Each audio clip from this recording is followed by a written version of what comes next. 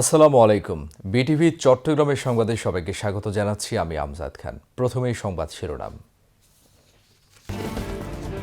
ঢাকার সঙ্গে উত্তরবঙ্গের ৫ জেলার ট্রেন চলাচল পুনরায় শুরু। ট্রেনে ঈদ যাত্রার সপ্তম দিনে রেল স্টেশনে ঘরমুখো মানুষের উপচে পড়া ভিড়।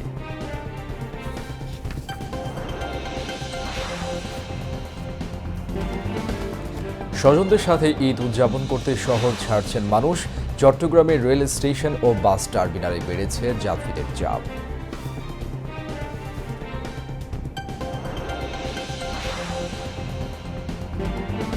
শেষ মুহূর্তে চট্টগ্রামে বেড়েছে ঈদের কেনাকাটা। অভিজাত মার্কেট থেকে ফুটপাত সর্বত্র বেচাকেনার ধুম।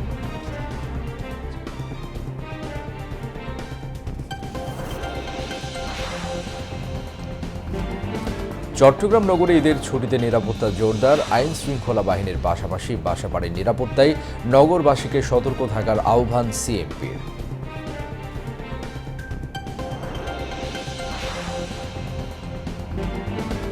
চট্টগ্রামের টেরিবাজারে বহুতল মার্কেটে অগ্নিকাণ্ডে ২ দোকান কর্মচারীর মৃত্যু। আগুনে পুড়ে ছাই হয়েছে ৪টি দোকান।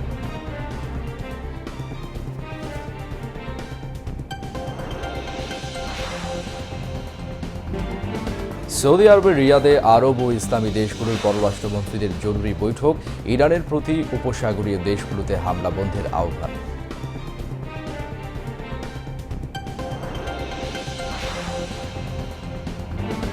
এবং উয়েফা চ্যাম্পিয়ন্স লিগে নিউক্যাসলকে ৭-২ গোলে হারিয়ে কোয়ার্টার ফাইনালে বার্সেলোনা।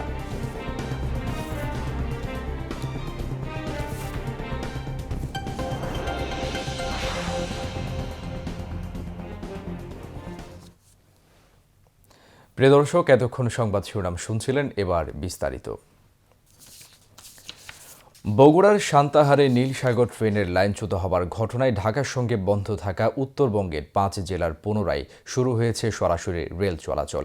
রাজধানীর কমলাপুর রেল স্টেশন পরিদর্শনে এসে সাংবাদিকদের এ কথা জানান রেল প্রতিমন্ত্রী হাবিবুর রশিদ হাবিব।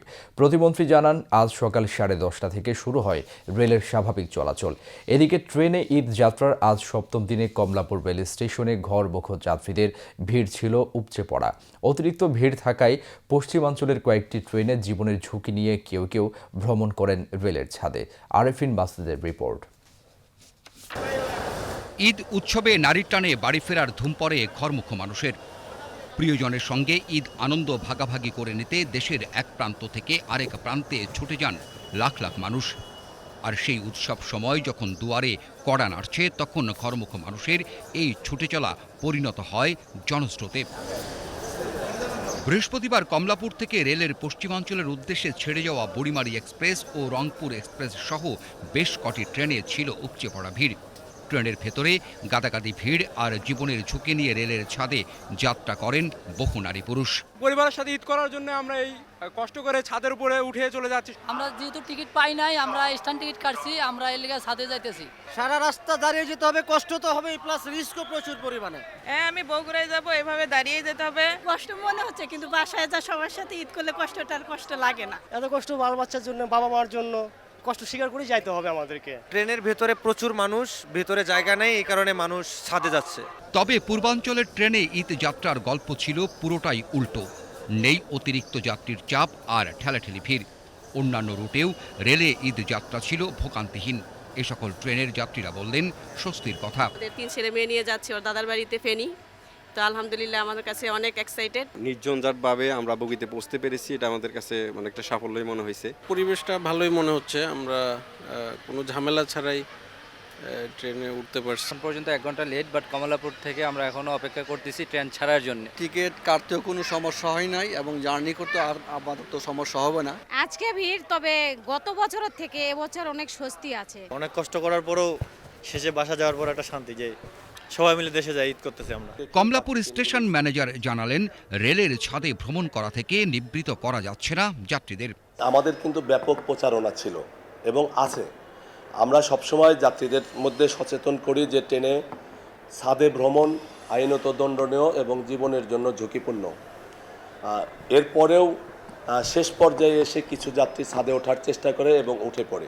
আমাদের কিন্তু প্রচেষ্টা অব্যাহত আছে এবং আমরা এটা চেষ্টা করছি, কিন্তু শতভাগ হয়তো সম্ভব হয়নি। এই ক্ষেত্রে যাত্রী সাধারণের ভূমিকাও যথেষ্ট থাকা উচিত ছিল।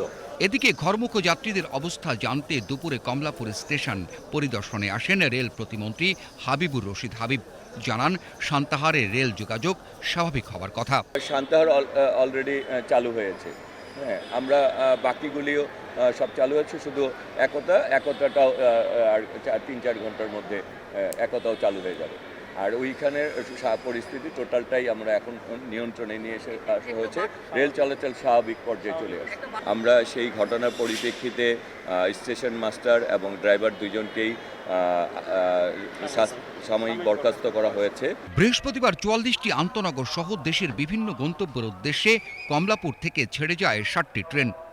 2-3টি ছাড়া এ সকল ট্রেনের সবকটি ছেড়ে যায় নির্ধারিত সময়ে। Arifin Masud, BTV news, Dhaka.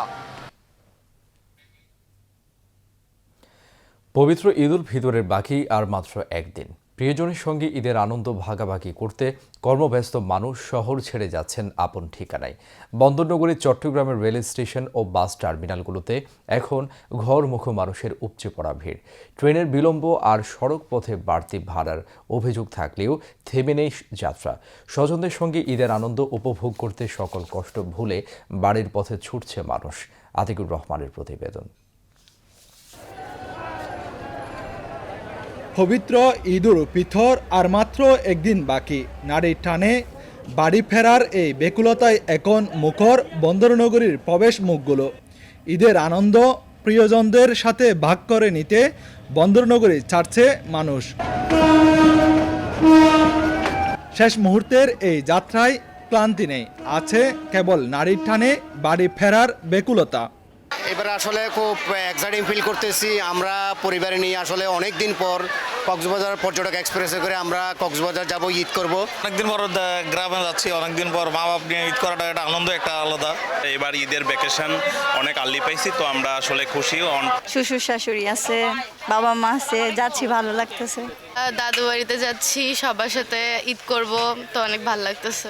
আমি আমার দাদু বাড়ি যাচ্ছি, অভিজ্ঞ অনেক মজা লাগতেছে। ইনশাল্লাহ ঈদ অনেক ভালোভাবে কাটাবো। চট্টগ্রাম রেলওয়ে স্টেশনে সকাল থেকেই দেখা গেছে ঘরমুখো মানুষের উপচে পড়া ভিড়। প্রতিটি ট্রেন নির্ধারিত সময়ের চেয়ে 2 থেকে 3 ঘন্টার দেরিতে ছাড়াই ভোগান্তিতে পড়েছেন বলে জানালেন সাধারণ যাত্রীরা। এই যে বিজয় এক্সপ্রেস ট্রেন 9টা 15 ট্রেন, এখন পর্যন্ত কোনো খোঁজ খবর নাই। সকালটা আমাদের 8:30 এসে বসা ধরছি, এখনও খুব কষ্টের মধ্যে আছি। রোজা রমজানের দিন যাচ্ছি বাড়িতে 1 বছর পরে, প্রতি ঈদে যাই, আর এখন তো আজও কোনো ট্রেনের খবর নাই। অনেক রোজা রাখি, অনেক কষ্ট হয়ে যাচ্ছে। এখন ট্রেনের কোনো নিশ্চয়তা নাই, ট্রেন এখনো আসে নেই। তাইলে আমি অন্য ট্রেনে যাইতে ফেরতাম, এখন মহানগরে যাইতে ফেরতাম লাকসাম। জামালপুর যাব আমি, সেটা কিন্তু এখন পর্যন্ত ওয়েট করতেছি ট্রেনের জন্য, এখনো পাইনি। চট্টগ্রাম রেলওয়ে বলছেন, কিছু ক্ষেত্রে বিলম্ব হলেও আমরা যাত্রীদের সতর্ক করছি এবং যথাসময়ে গন্তব্যে পৌঁছাতে নির্দেশনা দেওয়া হয়েছে। আমাদের চট্টগ্রাম হতে জামালপুরগামী যে ট্রেনটা আছে, ওই ট্রেনটাই বিলম্ব চলতেছে, আর অন্য সবগুলো ট্রেনে আমরা সঠিক সময় চালাতে করতেছি। যেসব ট্রেনগুলোতে চাহিদা আছে, ওইসব ট্রেনগুলোতে আমরা যে অতিরিক্ত কোচ লাগাইছি। এই নির্দেশনা দেওয়া আছে যে সর্বোচ্চ সতর্কতার সাথে দেখে শুনে যাতে ট্রেনগুলো পরিচালনা করে। রেলের পাশাপাশি সড়ক পথেও যাত্রীদের ভিড় চোখে পড়ার মতো।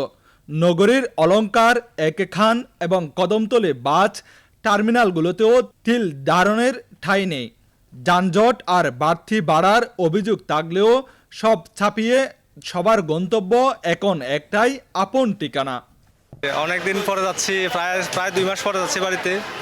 তারপরে ট্রাই হচ্ছে, সবকিছুই ভালো হচ্ছে আলহামদুলিল্লাহ। বাসে যাইতেছে, এরা তো টিকিটে ভাড়া আগে থেকে একটু বেশি নিতেছে আর কি। এখন বলতেছে ঈদের টাইম একটু ভাড়া বেশি। যে বাসগুলো আগে ভাড়া নিত 250 টাকা করে সিও রাস্তার মাথা, আর ওনারা এখন ভাড়া নিচ্ছে আমাদের থেকে 500 টাকা করে। এরপরে স্টারলাইন যে বাস, ওইটা চাইতেছে 400 টাকা করে। ওইটা হচ্ছে সেম রেট ছিল, আগে 250 টাকাই ছিল, কিন্তু এখন বাড়তি নিতেছে। বাস মালিক কর্তৃপক্ষ বলছেন, ঈদে ফিরতি বাসে যাত্রী না থাকায় 10 থেকে 20 টাকা বেশি নেওয়া হচ্ছে এবং যাত্রীদের নিরাপদে বাড়ি পৌঁছে দিতে সতর্কভাবে বাস চালানোর জন্য নির্দেশ দেওয়া হয়েছে চালকদের।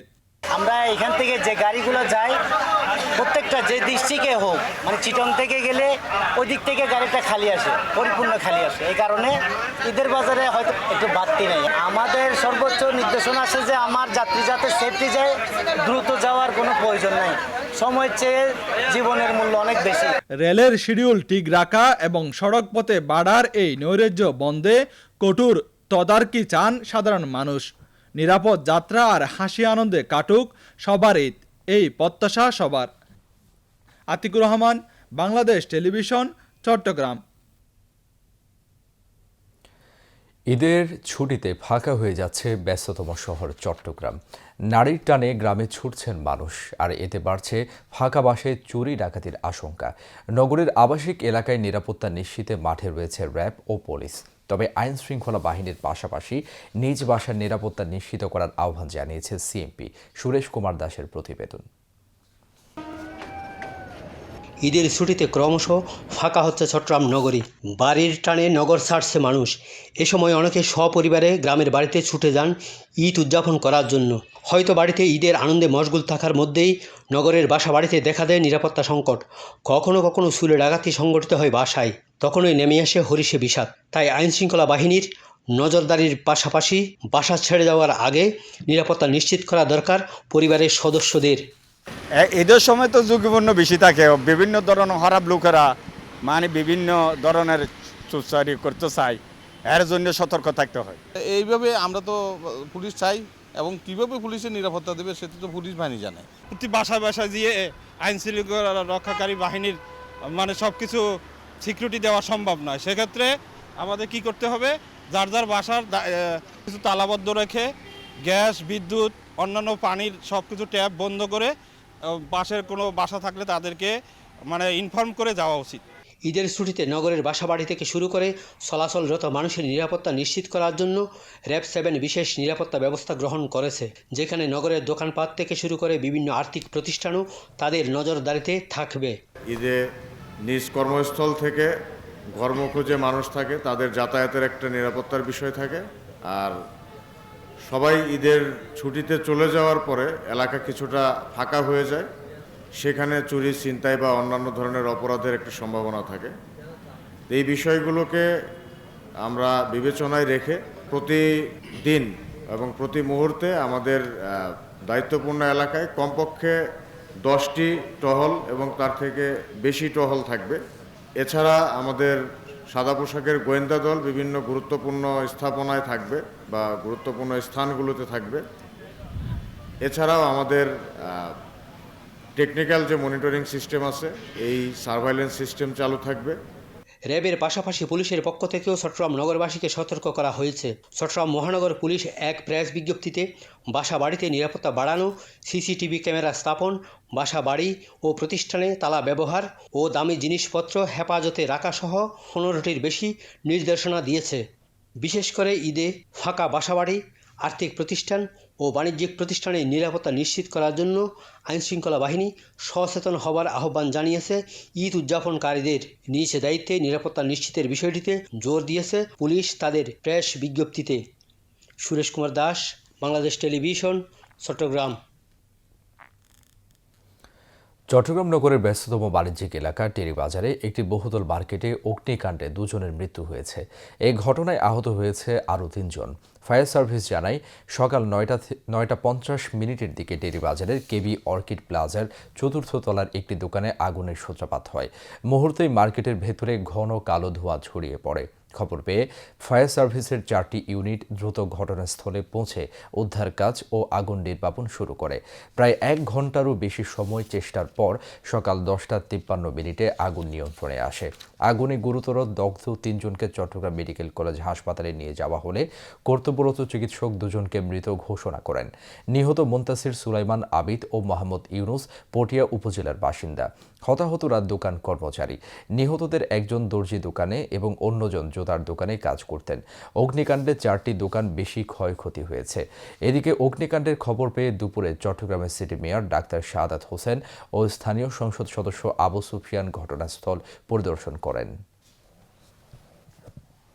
এখানে সকাল 10টার দিকে ওয়েস্টার্ন টেলার থেকে বিদ্যুতের শর্ট সার্কিট হয়ে আগুন সূত্রপাত হয়। আমাদের ক্যাবেল প্লাজার 4 তলায়, বিশেষ করে 4 তলায় আগুনের ক্ষয়ক্ষতি বেশি হয়েছে এবং মার্কেটের লিফট, সিলিং বেশি ক্ষয়ক্ষতি হয়েছে। সর্বোপরি ওয়েস্টার্ন টেলারের 1 থেকে 1.5 কোটি টাকা পর্যন্ত ক্ষয়ক্ষতি হয়েছে। মার্কেটের মালিক এবং যারা দোকানদার সবাই খুব ক্ষতিগ্রস্ত হয়েছে।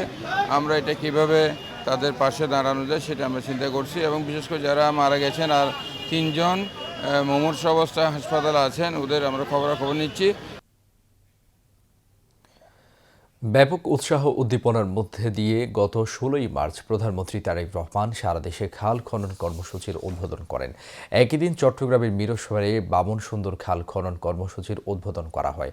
শহীদ প্রেসিডেন্ট জিয়াউর রহমানের পদাঙ্ক অনুসরণ করে দেশব্যাপী প্রধানমন্ত্রী তারেক রহমানের খাল খনন কর্মসূচির অংশ হিসেবে চট্টগ্রামেও চলছে খাল খনন কর্মসূচি। বিস্তারিত সুরেশ কুমার দাসের প্রতিবেদনে। গত 16ই মার্চ দেশের 54টি জেলায় 63টি খালের খনন কাজ এক যুগে শুরু করা হয়। একই সাথে চট্টগ্রামের মিরসরাইয়ে বামন সুন্দর খাল খনন কর্মসূচির উদ্বোধন করেন অর্থ ও পরিকল্পনা মন্ত্রী আমির খসরু মাহমুদ চৌধুরী। তিনি বলেছেন 24 কিলোমিটার খালটির 3 কিলোমিটার স্বেচ্ছাশ্রমে খনন করা হবে। পাশাপাশি খালের দুপাশ অবৈধ দখল মুক্ত করা হবে। এই খালটির কাজ যখন সম্পাদন হবে পুরোপুরিভাবে, তখন এখানে 15,000 হেক্টর জমি চাষাবাদের আওতায় নতুনভাবে আসবে এবং সেই জমিতে আরও 5,000 মেট্রিক টন অতিরিক্ত খাদ্য উৎপাদন হবে এবং খালের দুই পারে আমরা যে বৃক্ষরোপণ করব সেটাও আবার অর্থনীতিতে যথেষ্ট অবদান রাখবে। এই অঞ্চলের মানুষের জীবনযাত্রার মানের উপর যথেষ্ট অবদান রাখবে। সমস্ত বাংলাদেশে 20,000 কিলোমিটার খাল খনন করা হবে এবং আগামী 6 মাসের মধ্যে 1200 কিলোমিটার আমাদেরকে সম্পন্ন করতে হবে। ক্রমান্বয়ে আমরা 20,000 কিলোমিটার ইনশাল্লাহ খাল খনন সম্পাদন করতে পারবো। এর আগে গত 28শে ফেব্রুয়ারি চট্টগ্রামের হাটহাজারীতে ভূমি ও পার্বত্য প্রতিমন্ত্রী ব্যারিস্টার মীর মোহাম্মদ হেলাল উদ্দিন খাল খনন কর্মসূচির উদ্বোধন করেন। বাঞ্জন খাল খনন উদ্বোধনের সময় তিনি বলেন, খাল খনন কর্মসূচির মাধ্যমে বাংলাদেশের কৃষি জমির সেচ ব্যবস্থা আরও টেকসই হবে, কৃষি উৎপাদন বাড়বে। হাটহাজারীতে 150টি ছোট বড় খাল এবং ছড়া আছে। পর্যায়ক্রমে এবং গুরুত্ব বিবেচনা করে এবং কোনটা পুনঃখনন করলে কতটুক জনগণ লাভবান হবে সেটি বিবেচনায় এনে আমরা পর্যায়ক্রমে প্রতিটিই করব। ইনশাল্লাহ এই কাজ শুরু হয়েছে, এই কাজ চলমান থাকবে। তৎকালীন রাষ্ট্রপতি জিয়াউর রহমান প্রথমবার 1976 সালের 1 নভেম্বর যশোর শার্শা উপজেলায় বেতনা নদী খনন কাজ শুরু করেন। তার যুগান্তকারী পদাঙ্ক অনুসরণ করে বর্তমান সরকারের প্রধানমন্ত্রী তারেক রহমান বিএনপির নির্বাচনী প্রতিশ্রুতি অনুযায়ী দিনাজপুর জেলার কাহারোল উপজেলার সাহাপাড়া খাল খননের উদ্বোধন করেন গত 16ই মার্চ। শহীদ রাষ্ট্রপতি জিয়াউর রহমানের খাল খনন কর্মসূচি ছিল একটি যুগান্তকারী পদক্ষেপ, যা কৃষি জমির সেচ ব্যবস্থা টেকসই করে উৎপাদন ও গ্রামের অর্থনীতিকে গতিশীল করে তুলেছিল। বর্তমান প্রধানমন্ত্রী তারেক রহমানও খাল খনন কর্মসূচির মাধ্যমে দেশের অর্থনীতিকে সমৃদ্ধ করার নতুন দিগন্তের সূচনা করেছেন। সুরেশ কুমার দাস, বাংলাদেশ টেলিভিশন, চট্টগ্রাম। এবার উত্তাল মার্চের খবর।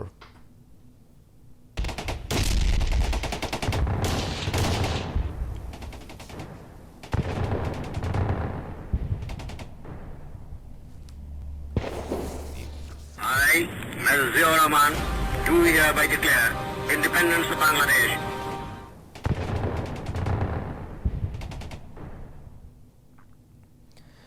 উনিশশো সালের মার্চ মাসের 19তম দিন আজকের দিনে পাকিস্তানি হানাদার বাহিনীর বিরুদ্ধে প্রথমবারের মতো অস্ত্র হাতে প্রতিরোধ গড়ে তোলেন দেশের ছাত্র জনতা। 19 মার্চ গাজীপুরে ছাত্র জনতা সশস্ত্র প্রতিরোধে গুলি চালায় পাকিস্তানি হানাদার বাহিনী। এতে 4 জন শহীদ হন। এরপরে দেশের বিভিন্ন অঞ্চলে পাকিস্তানি হানাদার বাহিনীর বিরুদ্ধে প্রতিরোধ যুদ্ধ শুরু হয়। খালিদ আহসানের রিপোর্ট। আজকের দিনে পাকিস্তানি হানাদার বাহিনীর বিরুদ্ধে সর্বপ্রথম প্রতিরোধ গড়ে তোলা হয়। এদিন তৎকালীন জয়দেবপুর বা আজকের গাজীপুরের বীর জনতা হানাদার বাহিনীর বিরুদ্ধে অস্ত্র হাতে রুখে দাঁড়ান। সম্মুখ যুদ্ধে 4 জন শহীদ হন। পাকিস্তানি হানাদার বাহিনীর গুলিতে পঙ্গুত্ব বরণ করেন আরও অনেকে। 8 মার্চ থেকে শুরু হওয়া অসহযোগ আন্দোলন দুর্বল করতে অন্যান্য সেনানিবাসের মতো জয়দেবপুরের 2য় ইস্ট বেঙ্গল রেজিমেন্টের বাঙালি সৈনিকদের কৌশলে নিরস্ত্র করার জন্য তাদের অস্ত্র জমা দেওয়ার নির্দেশ দেয় ঢাকা ব্রিগেড সদর দপ্তর। কিন্তু মুক্তিকামী বাঙালি সৈনিক ও স্থানীয় জনতা তাদের মতলব বুঝতে পেরে অস্ত্র জমা না দিয়ে চান্দনা চৌরাস্তা থেকে জয়দেবপুর পর্যন্ত পাকিস্তানি হানাদার বাহিনীকে বাধা দেওয়ার জন্য সড়কে অবরোধ সৃষ্টি করে। 19 মার্চ পাকিস্তানি বাহিনীর ব্রিগেডিয়ার জাহানদেব ইস্ট বেঙ্গল রেজিমেন্টের সৈনিকদের সতর্কতা ও রাস্তায় আন্দোলনকারীদের দেখে অস্ত্র জমা নেওয়ার আশা ত্যাগ করে ঢাকায় ফিরছিলেন। এ সময় ছাত্র জনতা জয়দেবপুরের রেল ক্রসিং এলাকা এবং চান্দনা চৌরাস্তায় তাদের বাধা দেন। এ সময় পাকিস্তানি বাহিনী গুলি ছুটলে ছাত্র জনতা অস্ত্র হাতে প্রতিরোধ করে তোলেন। এ সময়টাই দেশের বিভিন্ন জায়গায় ছাত্র জনতা পাকিস্তান হানাদার বাহিনীকে প্রতিরোধে প্রস্তুতি নেওয়া শুরু করেন। ছাত্ররা তো মিছিল মিটিং মানে সারা আপনার একদিনও নাই মিছিল মিটিং ছাড়া। আর তখন কিন্তু আর্মিরা পুলিশে তো চুপছে গেছে, আর্মিরা ক্যান্টনমেন্টের মধ্যেই ছিল। আর আমরা পাবলিক তো নামতো, রাস্তাঘাট আটকে যেত, রাস্তায় আপনার মানে ইকাঠি যেত, ট্রেন্স কাটতো রাস্তার মধ্যে, যে রাস্তা গাড়ি ঘোড়া না চলতে পারে, আর্মিরা না চলতে পারে, পুলিশে না চলতে পারে, এরকম একটা ভয়াল অবস্থা ছিল। ব্যবসায়ী থেকে শুরু করে কোর্ট কাচারি অফিস আদালত, আপনার রাস্তাঘাট হাট বাজার সবখানে প্রতিরোধ। যুদ্ধ কিন্তু কোনো ঘোষণার জন্য থেমেছিল না। স্বাধীনতা যুদ্ধ কিন্তু যার যার অবস্থান থেকে প্রতিরোধ যুদ্ধ শুরু হয়ে গেছে। একটা শ্রেণীর মধ্যে কিন্তু পাকিস্তান বিরোধী মনোভাব উঠেছিল এবং আপনার বিভিন্ন এলাকায় যে প্রতিরোধ, এটা কিন্তু ঘোষণা শোনার আগেই শুরু হয়েছিল। এরই ধারাবাহিকতায় শুরু হয় সশস্ত্র মুক্তি সংগ্রাম। তখন সারা দেশে স্লোগান ওঠে, জয়দেবপুরের পথ ধরো, বাংলাদেশ স্বাধীন করো। পাকিস্তান হানাদারদের বিরুদ্ধে সেটিই ছিল মুক্তিযুদ্ধের প্রথম সশস্ত্র প্রতিরোধ যুদ্ধ। Khalida Hossain, BTV news. এবার আন্তর্জাতিক সংবাদ।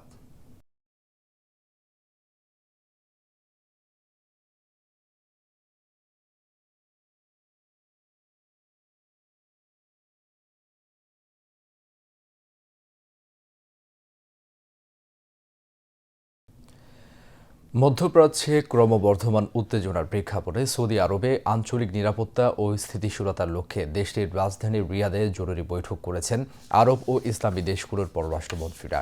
এদিকে ইরানের সাউথ পার্স গ্যাস ক্ষেত্রে ইসরায়েলের হামলার বিষয়ে যুক্তরাষ্ট্রের প্রেসিডেন্ট ডোনাল্ড ট্রাম্প বলেছেন, এই বিষয়ে কাতার বা যুক্তরাষ্ট্র কিছুই জানত না। অন্যদিকে উপসাগরীয় দেশগুলো শহরাঞ্চলে ইরানের হামলার জন্য দায়ী মূলত যুক্তরাষ্ট্র, এমনটাই জানিয়েছেন ইরানের পররাষ্ট্রমন্ত্রী আব্বাস আরাকচি। জাকিয়া জামান আনিকার ডেস্ক রিপোর্ট। বিশ্বের বৃহত্তম প্রাকৃতিক গ্যাস ক্ষেত্র ইরানের সাউথ পার্স। এই কৌশলগত স্থাপনাতেই ইসরায়েলের হামলার অভিযোগ নতুন করে উদ্বেগ বাড়িয়েছে মধ্যপ্রাচ্যে। হামলার ঘটনায় যুক্তরাষ্ট্র বা কাতার কিছুই জানত না, এমন দাবি করেন মার্কিন প্রেসিডেন্ট ডোনাল্ড ট্রাম্প। সেই সাথে কঠোর হুঁশিয়ারি দিয়ে বলেন, কাতারের এলএনজি স্থাপনায় ইরান যদি প্রতিশোধমূলক হামলা চালায় তাহলে পুরো সাউথ পার্স গ্যাস ক্ষেত্র ধ্বংস করে দেওয়া হবে। এমন উত্তেজনার মাঝে কূটনৈতিক তৎপরতা বাড়াতে রিয়াদে জরুরি বৈঠকে বসেন আরব ও ইসলামী দেশগুলোর পররাষ্ট্রমন্ত্রীরা।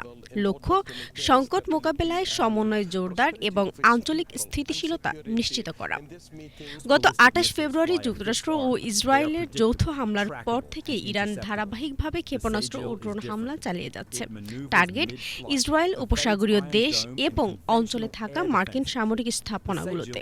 এই হামলার প্রভাব সরাসরি পড়ছে বেসামরিক জীবনেও। দুবাই ও দোহা সহ গুরুত্বপূর্ণ বিমানবন্দরগুলো একাধিকবার বন্ধ রাখতে হয়েছে, ফলে ব্যাহত হয়েছে আন্তর্জাতিক ভ্রমণ, বাণিজ্য এবং জরুরি সরবরাহ ব্যবস্থা। অন্যদিকে পাল্টা হামলায় ইরানের শীর্ষ নিরাপত্তা কাঠামোতেও বড় ধাক্কা লেগেছে। পরপর 2 রাতের হামলায় নিহত হয়েছেন একাধিক উচ্চপদস্থ কর্মকর্তা।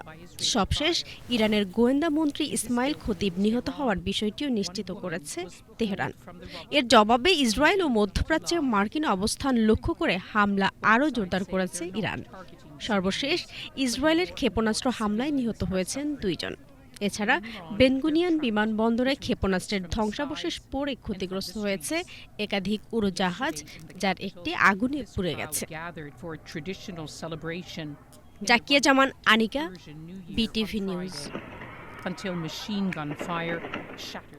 5 দিনের জন্য আফগানিস্তানে হামলা স্থগিত রাখার ঘোষণা দিয়েছে পাকিস্তান। বুধবার রাতে পাকিস্তানের তথ্যমন্ত্রী আতাউল্লাহ তারার সামাজিক যোগাযোগ মাধ্যমে জানান, বুধবার রাত 12টা থেকে সোমবার রাত 12টা পর্যন্ত আফগানিস্তানের বিরুদ্ধে দেশটির সামরিক অভিযান সাময়িকভাবে স্থগিত থাকবে। তবে তারার বলেছেন, যদি পাকিস্তানের ভেতরে সীমান্ত পেরিয়ে হামলা, ড্রোন হামলা বা কোনো সন্ত্রাসী ঘটনা ঘটে, তবে আফগানিস্তানের বিরুদ্ধে তাদের সামরিক অভিযান অবিলম্বে পুনরায় তীব্রতার সাথে শুরু হবে। এদিকে বুধবার কাবুলের একটি মাদক পুনর্বাসন কেন্দ্রে হামলায় নিহত কিছু মানুষের গণজানাজা অনুষ্ঠিত হয়েছে। সোমবার ওই কেন্দ্রে হামলায় শত শত মানুষ নিহত হন। তালেবান সরকার জানিয়েছে, ওই হামলায় 400 জনেরও বেশি মানুষ নিহত হয়েছে এবং 265 জন আহত হয়েছে।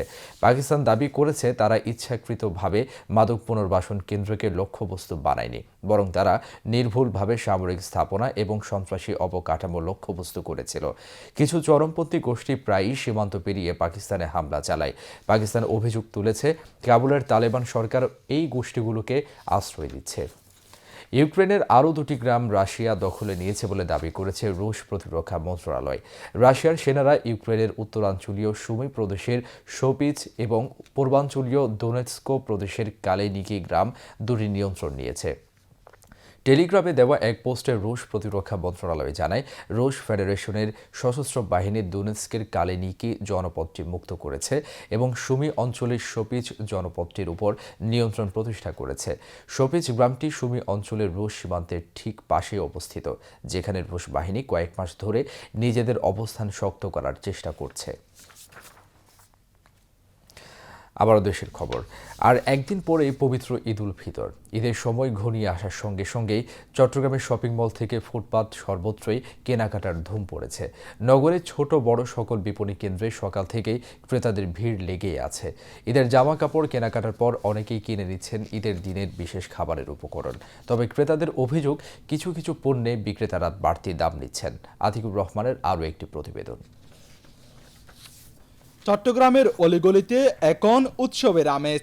শেষ মুহূর্তের কেনাকাটায় দম ফেলার ফুসরত নেই শপিং মল থেকে ফুটপাতের কারই। কাপড়ের দোকান থেকে শুরু করে মুদির দোকান, সবখানেই এখন উপচে পড়া ভিড়।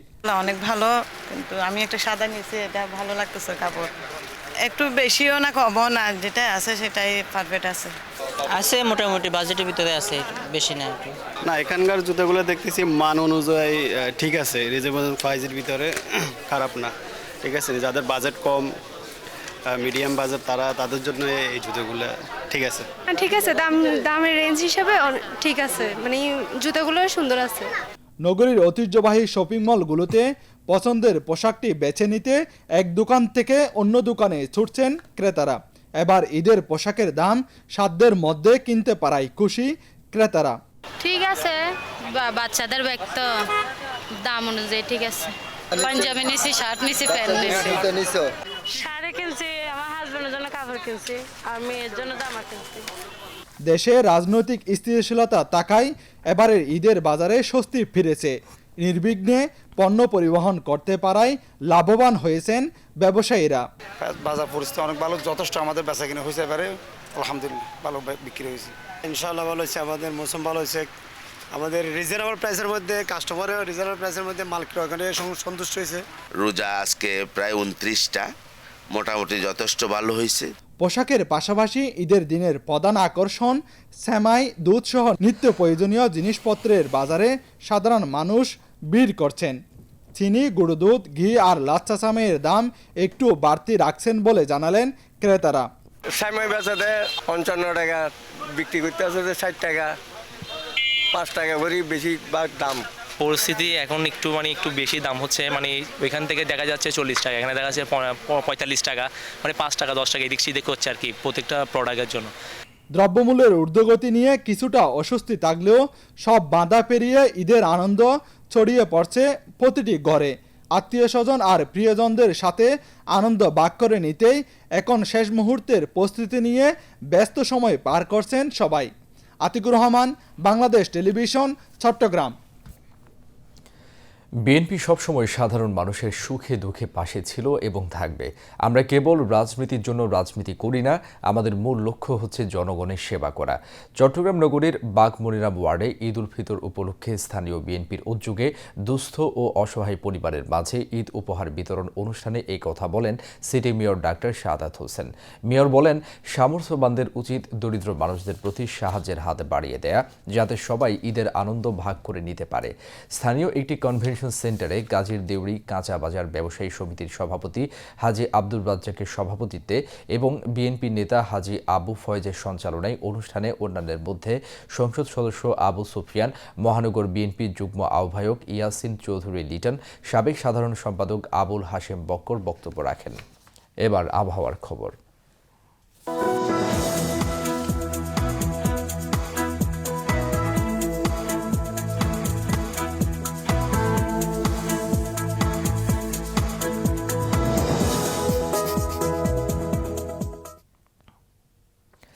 পতেঙ্গা আবহাওয়া অফিস জানিয়েছে, আগামীকাল সন্ধ্যা ৬টা পর্যন্ত চট্টগ্রাম এবং পার্শ্ববর্তী এলাকায় আকাশ আংশিক মেঘলা অথবা সাময়িকভাবে মেঘাচ্ছন্ন থাকতে পারে। সেই সাথে অস্থায়ীভাবে কিছু কিছু জায়গায় দমকা বা ঝোড়ো হাওয়া সহ বৃষ্টি অথবা বজ্রসহ বৃষ্টিপাতের সম্ভাবনা রয়েছে। রাতের তাপমাত্রা সামান্য বৃদ্ধি পেতে পারে এবং দিনের তাপমাত্রা প্রায় অপরিবর্তিত থাকতে পারে। পরবর্তী ২৪ ঘন্টায় আবহাওয়ার সামান্য পরিবর্তনের সম্ভাবনা রয়েছে। নগরীতে আজ সর্বোচ্চ তাপমাত্রা ছিল ৩০.৮ ডিগ্রি সেলসিয়াস, যা স্বাভাবিকের চেয়ে ০.২ ডিগ্রি বেশি, এবং সর্বনিম্ন তাপমাত্রা ছিল ২০.১ ডিগ্রি সেলসিয়াস, যা স্বাভাবিকের চেয়ে ০.২ ডিগ্রি কম। আগামীকাল চট্টগ্রামের সূর্যোদয় ৫টা ৫৭ মিনিটে এবং সূর্যাস্ত ৬টা ৪ মিনিটে। এবার জানিয়ে দিচ্ছি কর্ণফুলী নদীতে আগামীকালের জোয়ার ভাটার সময়সূচি। ভাটা শুরু হবে রাত ১টা ২০ মিনিটে, জোয়ার সকাল ৮টা ১০ মিনিটে, পরবর্তী ভাটা শুরু হবে দুপুর ১টা ৩৯ মিনিটে এবং জোয়ার রাত ৮টা ৩১ মিনিটে।